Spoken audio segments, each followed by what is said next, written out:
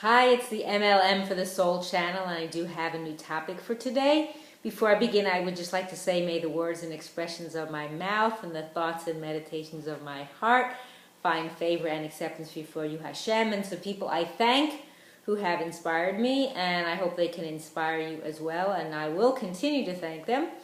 And I will have links below this video to their sites. They are Rabbi Shalom Arush, Rabbi Lazer Brody, Rabbi Yosef Mizrahi, Rabbi Eli Mansour, Rabbi Alona Nava, Rabbi Yuval Ovadia, Rav Daniel Asor, Nisan Baruch Black, David Sachs, and Rabbi Michael Skobach, Jews for Judaism. Hopefully I didn't forget anyone. And also, if you've never checked out this channel before, my first video explained what M.L.M stands for and what this channel is all about. And I will have a link to this first video below this video as well, because it was recorded a long time ago and it'll take you probably a while to find it. So anyway, today I am doing a topic from the Parasha that we just read on Shabbat, Parashat Beshalach. And this is from this wonderful book that I referred to, and I've done videos in the past, not recently, called Lilmod, וללמד. And I don't know if it's still available, but if it is, I will have a link to the name of this book. It's by Rabbi Mordechai Katz, and it has insights into the Parsha, and they're very interesting, and I get ideas for topics. So today's topic is called Standing at the Edge, ... be eternally grateful. So two different things. So the first part relates to the miracle of the Yam Suf, which is the Reed Sea or the Red Sea. Everyone calls it different. So we all know what happened, that the sea split, and the Bnei Yisrael were able to walk through the dry land. So it says here, there will always be those who deny the existence of miracles. They claim that the works of Hashem are simply natural phenomena. This was the attitude that many non-believers assumed in regard to splitting of the Red Sea. That it was caused by an earthquake or some other freak accident or something like that. So in order for this not to be what people think what happened, not only did Hashem split the Red Sea, but he also split all the waters in the world. Even water that was in a cup gravitated to two separate sides. So imagine you're drinking a cup of water, a cup of tea, a cup of coffee, whatever you drink, and all of a sudden you're looking at your cup and you see the water actually splits. I think you'd get a little nervous. You wouldn't know what's going on, and this is not something that's a freak of it. This is not something that nature created accident. So pretty amazing. So because of this, no one could deny the miracle of the Yam Suf, the splitting, and that it was a true act of Hashem, just as with all the plagues in Mitzrayim. So as Bnei Yisrael was standing at the shores of the Yam Suf, watching their enemy draw closer by the minute, they seemed petrified. What could they do? Then one of the greatest among them, which was Nachshon ben Aminadav, he was from Shevet Yehuda, I believe, stepped forward and jumped into the waters of the Yam Suf, fully confident that Hashem would save him. At the very moment that he touched the waters, they parted, and Bnei Yisrael walked through them. It was Nachshon's unwavering faith in Hashem that led directly to the miracle that saved the Jews. This is but one of the many examples of Jews standing at the edge of disaster. That's henceforth part of the title that I used. Watching the enemy approaching, yet because of their faith in Hashem, surviving intact. So you're at the tip. You're like at the tip of the edge of the cliff or whatever. You're just about, and then boom, something changes. Like you're right in it. It's like in the thick of it, and you don't know, and you're unsure. It's like they were so close to the Mitzrayim to them. They were like, wow, I mean, who could know what's going to happen? So another story related, which is a beautiful story, and it's a little bit more than what it says here. It was about Rabbi Shimon ben Gamliel, who, when his son was born, there were harsh decrees against the Jews, and I believe this was in, forget where this was, in Rome or something, the Romans or something, I don't remember where, but so there are decrees against the Jews that they're prohibited to do bris milah, the circumcision. So, and those who performed it on their children were threatened with death. But Rabbi Shimon ben Gamliel, of course, he was going to do it anyway. It's like, that's important. He didn't change his mind. So the emperor heard rumors that the rabbi had disobeyed the law and summoned him for a trial.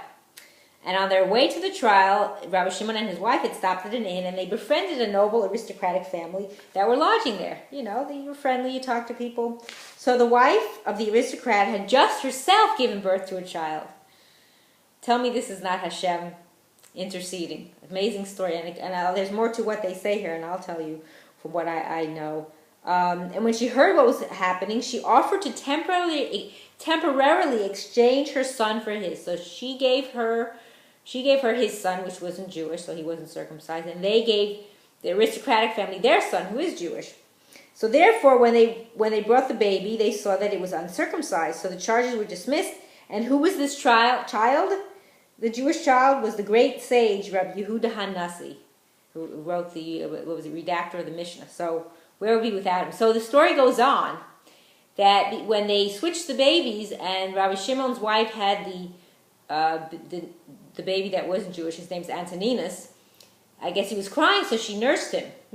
Mother's milk comforts the baby, and of course it's Jewish. It has a different quality.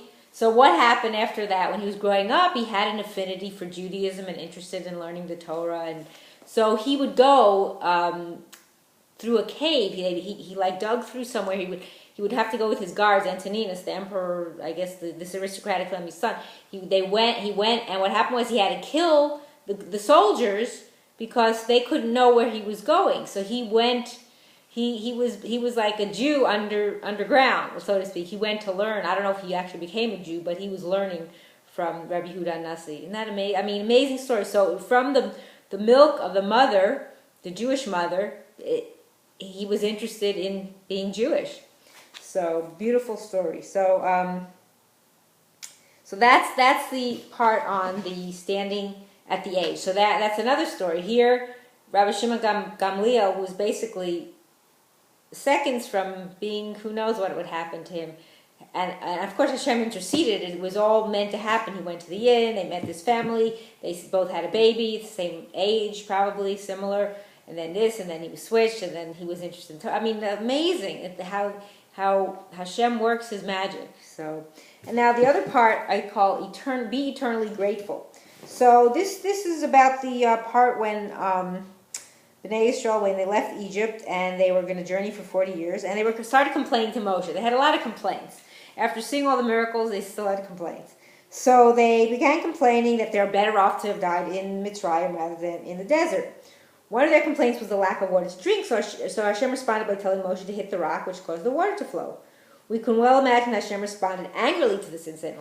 Wouldn't you be angry? I mean, you just took them out, you just showed them all these miracles, you just split the sea, and they're still complaining.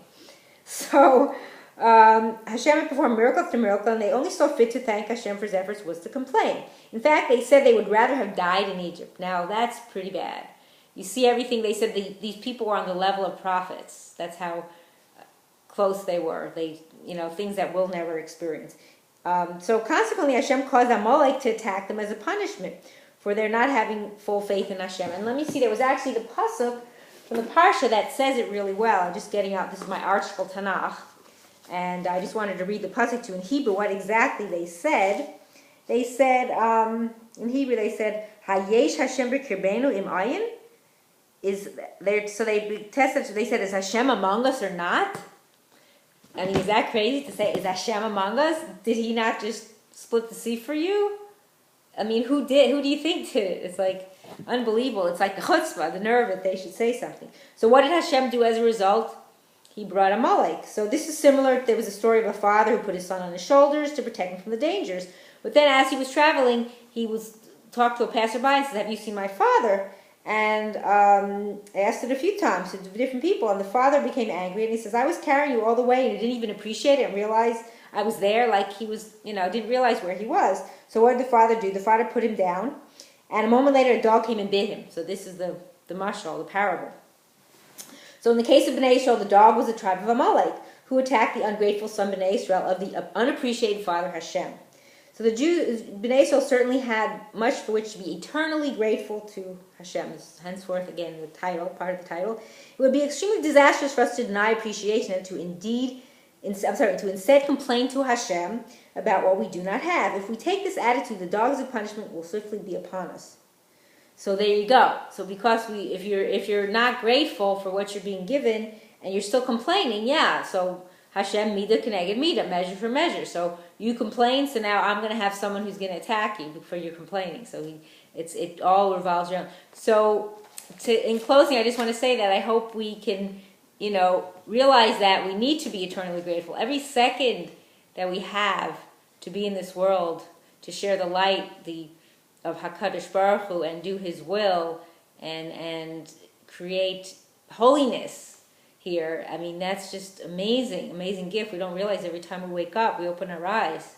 You know, we say Moda'ani, let Hashem, wow, we thank you. You're giving us another day to be here and to do your will, to serve you.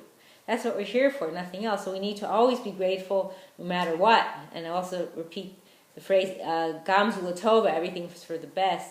And Ein Lo Milvado, there's nothing but you, Hashem. These things have to be ingrained into us. They're so important.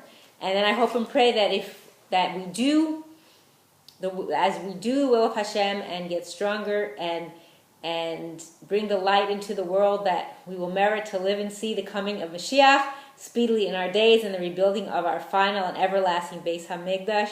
Amen. And thanks for watching.